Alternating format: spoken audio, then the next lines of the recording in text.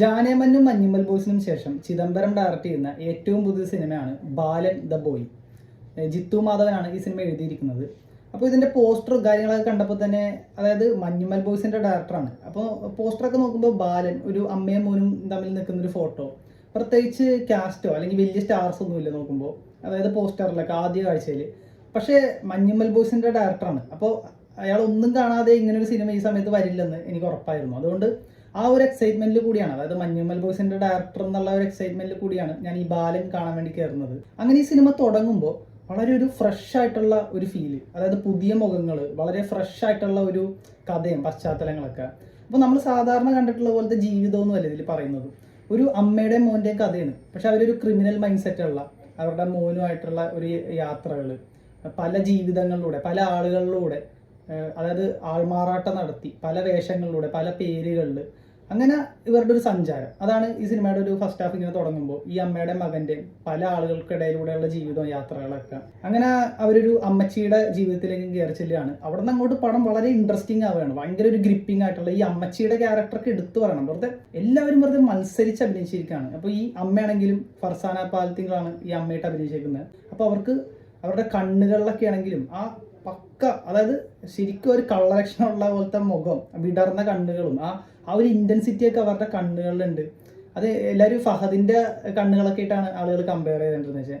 പിന്നെ ഈ പയ്യൻ, ഈ ബാലൻ, അവൻ്റെ അഭിനയമൊക്കെ ആണെങ്കിലും എടുത്തു പറയണം. അതായത് ഇവർ അഭിനയിക്കണമെന്നുള്ള കാര്യം തന്നെ നമ്മൾ മറന്നുപോയി. ഇവിടെ നിന്ന് എത്തുമ്പോൾ ഈ അമ്മച്ചിയുടെയൊക്കെ സ്ഥലത്തെത്തുമ്പോൾ ഒരു ഗംഭീര സിനിമ കാണുന്നൊരു ഇമ്പാക്റ്റാണ് നമുക്ക് കിട്ടുന്നത്. വളരെ ഇൻറ്റൻസ് ആയിട്ട്, അതായത് നമുക്കൊരു കിട്ടില്ല പടമാണ് ഇതെന്നുള്ള ഒരു ഫീലാണ് അവിടെ നിന്ന് കിട്ടുന്നത്. ഈ ടെക്നീഷ്യൻസ് ആണെങ്കിലും എല്ലാം വെറുതെ ഗംഭീര, അതായത് ക്രാഫ്റ്റ് വൈസ് ആണെങ്കിലും വെറുതെ ടോപ്പ് നോച്ചാണ്. ഷൈജു ഖാലിദാണ് DOP, സുഷിൻ ശ്യാമാണ് മ്യൂസിക്. അങ്ങനെ ഒരു ഗംഭീര വർക്ക് കാണുന്നു. അങ്ങനെ ഫസ്റ്റ് ഹാഫ്. ഈ സെക്കൻഡ് ഹാഫിൽ നിന്ന് കഥ അങ്ങോട്ട് പോകുമ്പോൾ, സെക്കൻഡ് ആക്ട് വരുമ്പോൾ ടോവിനോ വരുന്നുണ്ട് ഒരു കള്ളനായിട്ട്. അപ്പോൾ എനിക്ക് തോന്നിയത് അവിടെ നിന്ന് അങ്ങോട്ട് ഇത്തിരി ഇങ്ങനെ താഴോട്ട് പോകുന്ന പോലെ തോന്നി, ചെറിയതായിട്ട് അത് വലിച്ചു കിട്ടുന്ന പോലെ. അതായത് കാരണം എന്താണെന്ന് വെച്ചാൽ അതുവരെയുള്ള ഫ്രഷ്നെസ്, ആ ഒരു പുതിയ മുഖങ്ങളും പുതിയ കഥയൊക്കെ, അവിടേക്ക് ടോവിനോ വരുമ്പോൾ എനിക്ക് പെട്ടെന്ന് ടോവിനോ ആണെന്നുള്ളൊരു തോന്നലാണ് വന്നത്. പിന്നെ അതായത് ടോവിനോ ഒരു കള്ളനാണ്, അദ്ദേഹം എഫേർട്ട് ഇട്ട് ഇത് ചെയ്തിട്ടുണ്ട്. പക്ഷേ അതായത് ബോഡിയൊക്കെ ആണെങ്കിലും ഇത്തിരി ബൾക്കിയാക്കി, വയറൊക്കെ ചാടിച്ച്, ഗെറ്റപ്പിലാണെങ്കിലും സ്കിന്നൊക്കെ ഒന്ന് ടാൻ ചെയ്ത്. പക്ഷെ ടോവിനോനെ കാണുമ്പോൾ എനിക്ക് ടോവിനോ ആണ്, അല്ലെങ്കിൽ കാരണം അതുവരെ ഉണ്ടായ ഒരു സാധനം മാറി, കഥയും ഇതൊക്കെ പശ്ചാത്തലം. അതായത് ഫസ്റ്റ് ഹാഫ് തീരുമ്പോഴത്തേക്കും സിനിമ ഒരു ക്രൈം ത്രില്ലർ ഇതിലായിട്ട് മാറുന്നുണ്ട്.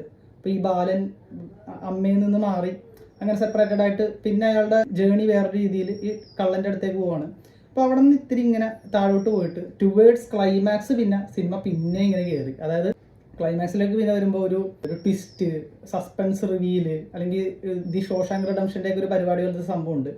അപ്പോൾ ആ പരിപാടി എത്തിയപ്പോൾ സിനിമ ഇങ്ങനെ കയറി. അവിടെ നിന്ന് പിന്നെ ഈ ബാലൻ അവൻ്റെ അമ്മ എവിടെ ഉണ്ടെന്ന് മനസ്സിലായിട്ടുള്ള, അല്ലെങ്കിൽ അമ്മ ജീവനോടെ ഉണ്ടെന്ന് മനസ്സിലാക്കിയിട്ടുള്ള ഒരു ഓട്ടം ഉണ്ട്. അത് വെറുതെ അവിടെ നിന്ന് അങ്ങോട്ട് പടം വെറുതെ സൂപ്പറായിട്ട് അങ്ങ് തീർത്തു. ബട്ട് സ്റ്റിൽ എനിക്ക് കുറച്ചുകൂടി അത് ഇമോഷണൽ ആക്കായിരുന്നു ഇനിയും, അല്ലെങ്കിൽ കുറച്ചുകൂടി എന്തൊക്കെയോ മിസ്സിങ് പോലെ എനിക്ക് പേഴ്സണലി ഫീൽ ചെയ്തു. അതായത് മഞ്ഞുമ്മൽ ബോയ്സ് കണ്ടപ്പോൾ എനിക്ക് കിട്ടിയ ആ ഒരു സാധനം ഉണ്ടല്ലോ, അത് അത്രയും കിട്ടിയില്ല. അതായത് മഞ്ഞുമ്മൽ ബോയ്സ് നമുക്കറിയാം ആ ഒരു യജ്ജാതി സാധനം, അതായത് മറ്റേ സർവൈവൽ. ഇത് മാത്രമല്ല, അതിൻ്റെ ക്ലൈമാക്സ് ഒക്കെ ആകുമ്പോഴത്തേക്കും സൗബിൻ്റെ മറ്റേ ഈ അമ്മ ഒന്ന്, ശ്രീനാഥ് ബാസിയുടെ അമ്മ ഒന്ന് കെട്ടിപ്പിടിക്കുന്ന സീനൊക്കെ ഉണ്ട്. അപ്പോൾ നമുക്ക് ആ ഒരു ഇമോഷണൽ സാധനം വരുമല്ലോ, അത്രയും ആ ഒരു സാധനമൊന്നും അത്രയും നിർത്തിയൊന്നുമില്ല. എങ്കിലും മൊത്തത്തിൽ കൊള്ളാവുന്ന ഒരു സിനിമ കണ്ട ഒരു ഫീലാണ് ഈ ബാലൻ ദ ബോയ് നമുക്ക് കിട്ടുന്നത്. Thanks for watching.